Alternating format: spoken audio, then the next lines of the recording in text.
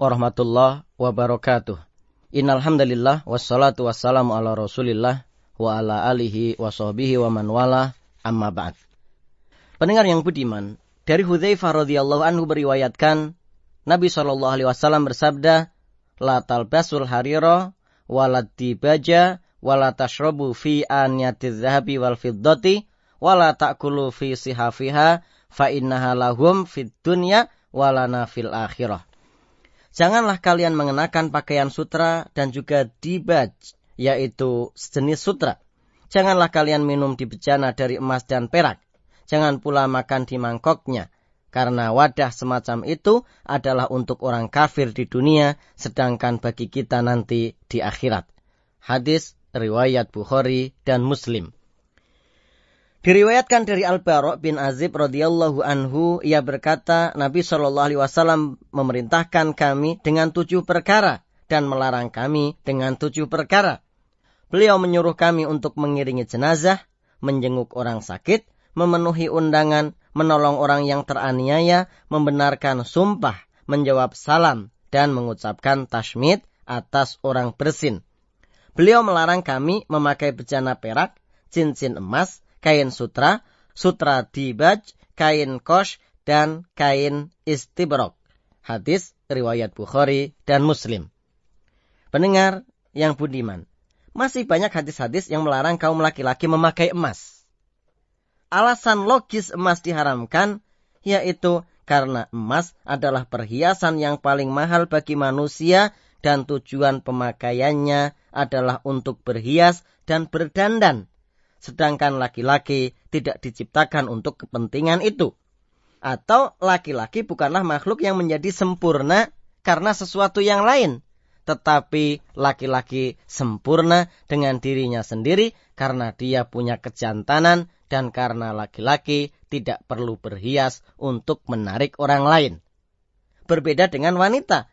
Karena wanita memiliki sifat kurang, maka dia perlu sesuatu yang lain untuk menyempurnakan keindahannya, dan karena wanita perlu berhias dengan berbagai macam perhiasan yang mahal, sehingga hal itu mendorong mereka mau bergaul dengan sesama wanita dan istri-istri yang lain.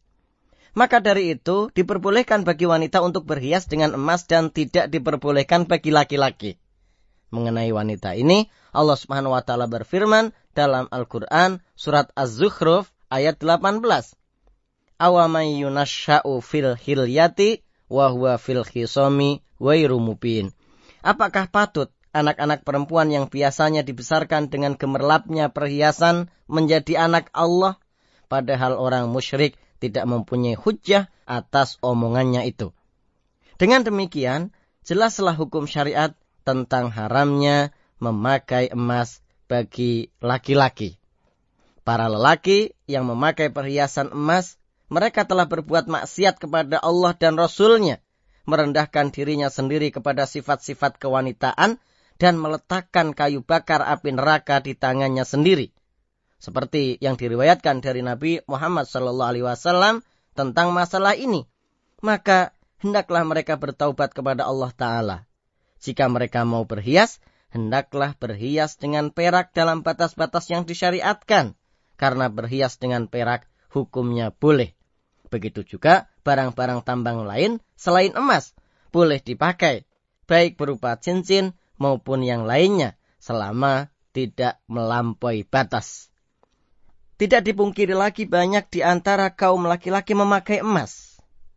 Mereka memakai cincin emas dan gelang di tangannya, memakai berbagai kalung dan rantai di lehernya, dan memakai berbagai kancing hias dan medali di dadanya. Subhanallah, kaum lelaki memakai emas, sehingga hal ini menjatuhkan kesempurnaan yang telah Allah Subhanahu wa taala berikan kepada mereka menuju kekurangan yang dimiliki kaum wanita. Mereka menjatuhkan mereka sendiri agar sejajar dengan kaum wanita dalam perkara yang memang dikhususkan bagi kaum wanita, yaitu dalam hal perhiasan. Perhiasan tersebut merupakan sesuatu yang dijadikan oleh kaum wanita untuk mempercantik dirinya di hadapan suaminya, sehingga sang suami terpesona karenanya, dan juga digunakan kaum wanita untuk menutupi kekurangan yang ada pada diri mereka. Sesungguhnya di antara tuntutan dari sifat kejantanan dari seorang laki-laki adalah seorang lelaki terlihat sempurna dengan sifat kejantanannya. Ia akan terus-menerus mencari apa yang bisa menjadikan kejantanan sempurna, seperti keperkasaan, kehormatan, dan wawasan yang luas, baik dalam masalah agamanya maupun urusan dunianya. Bukan menjatuhkan dirinya sehingga sejajar dengan kaum wanita dan mengikuti semisal perbuatan hina tadi yang akibatnya bisa menjauhkan dirinya dari perkara yang bisa menjadikan dirinya sempurna, khususnya pada kehidupannya sendiri dan secara umum pada kehidupannya di masyarakat. Pendengar yang budiman, ingatlah sabda Nabi SAW, "Man mata min ummati wa huwa yatahalla dzahaba, haramallahu alaihi libasahu fil jannah." Dan barang siapa yang mati dari umatku, sedang di masa hidupnya ia memakai perhiasan emas, maka kepadanya Allah mengharamkan memakainya di surga. Hadis riwayat Ahmad.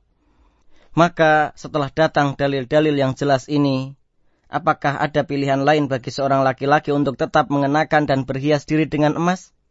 Sekali waktu Rasulullah SAW menjelaskan bahwa emas itu bagi kaum laki-laki hukumnya haram.